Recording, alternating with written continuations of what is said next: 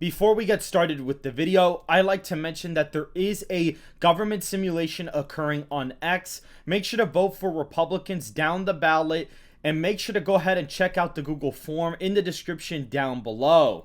Hello everyone, and welcome back to another video with On Point Politics. I'm going to be checking out another JD Vance versus Kamala Harris matchup. Hit the like button and subscribe for more content just like this.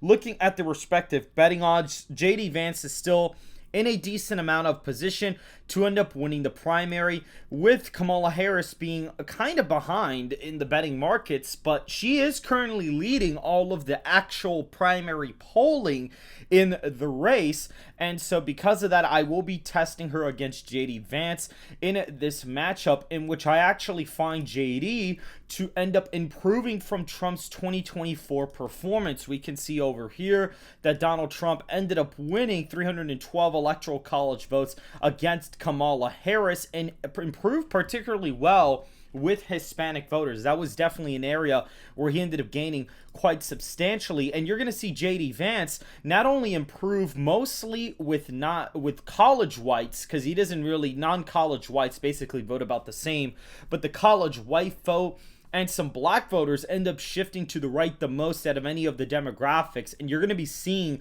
that shift in some of the blue states and some of the Sunbelt states down here. So looking at the safe Democrat states, first, we actually see the state of California is just above a 15-point win. So it shifts to the right from the last election by about 5 points. Vance continues to improve with college whites and does better with Hispanics than Donald Trump did nationally. You also see Vermont a 27-point win. You see that is a pretty big shift away from the last cycle where it voted for Harris by almost 32 points, or a 4.5-point shift. Massachusetts just a 22-point win in this election. Maryland also only 20 points in the state of Maryland, and then DC comes in the safe column there. And Kamala Harris just getting 81 safe electoral college votes, states that are above 15-point wins.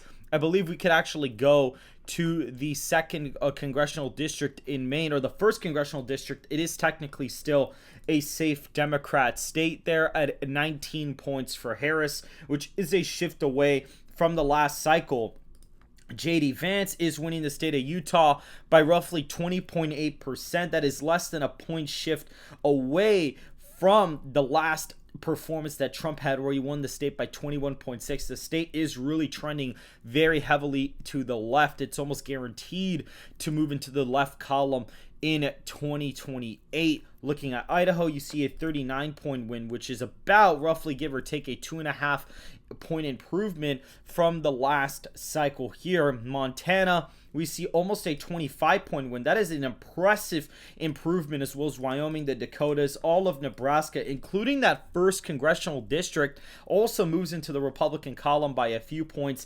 Kansas, Oklahoma, Alaska end up moving in that column. Missouri, Arkansas, Louisiana, Mississippi, Alabama, Tennessee, Kentucky, West Virginia, Indiana shifting about roughly, give or take, like almost 5 points to the right. Kentucky ends up moving just 2 points to the right. Tennessee, that does about the same thing, just about roughly, give or take, a point to the right. South Carolina about 3 points. You could see the states with higher black populations are going to be shifting to the right more than most other states, so that's something to definitely keep in mind. But a lot of the red states you see don't really shift that much to the right, considering that the non-college white vote stays roughly about the same in this hypothetical.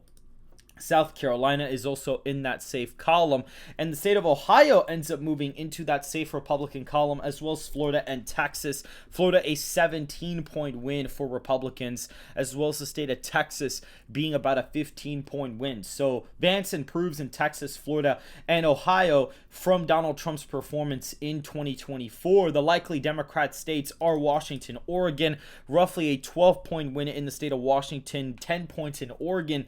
So you do see a decent shift up in the basically the western part of the country there. Colorado drops all the way to 6 points because of the Hispanic and college white vote shift. It definitely moves Colorado in a certain direction. Hawaii also shifts massively because of this. Only an 11-point win for Harris. Illinois ends up just being about a 9-point win. We see that there as of right now. Connecticut and Rhode Island end up dropping to just 8 and 9-point victories respectively. And Delaware ends up falling all the way down to 9 points, with New York just being only an 8-point victory for Kamala Harris. So Harris performs considerably worse in the blue states than even the last election. They are much closer than they even were in the election last time, where some of them were particularly pretty competitive. Looking at Maine's 2nd congressional district, that is still a likely margin at 14.7% for of JD Vance. Hawaii, a 14.6 percentage point win for JD, so he doesn't end up winning it by over 15 points, but he still ends up taking it quite easily. And we see the state of Arizona move into the 10.4 percentage point column for JD. Vance continues to improve with college whites and Hispanic voters. That's definitely going to play a big factor in that. Nevada shifts 6 points to the right, a 9-point win in the state of Nevada. And then Georgia ends up moving into the 5.6 percentage point column. So it moves roughly about, give or take, 3 points to the right. North Carolina about 3 points to the right as well. So they kind of move together here, you can clearly see. And Michigan and Pennsylvania end up being roughly, give or take, 6.5-point win and 6.1 respectively. So 5 and 4 point shifts in some of these states here. And now we kind of get down to the swing states. So as of right now, Wisconsin is in the lean Republican column at about 4.7 percentage points. This was the closest state in the presidential election in terms of raw vote margin, or not raw vote margin, excuse me, in terms of percentage and margin wise. That's where you're seeing that shift end up taking place as of right now. And we clearly see in a state like Minnesota, Harris won it by 4.2. The state does get naturally more Democrat over time, but it's actually going to be barely in the lean column at just 1.3% for Harris. So Vance does improve in the state, and New Jersey falls to Harris plus 2.8.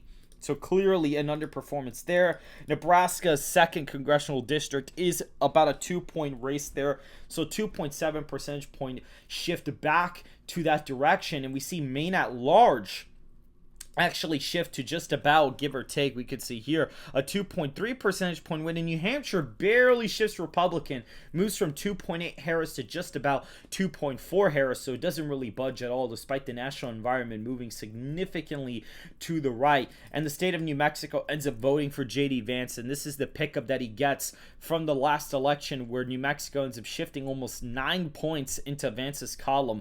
And in the state of Virginia, you do have a very, very contested race in the state, just a 0.8 percentage point win for Kamala Harris, with Vance doing better with blacks and college whites.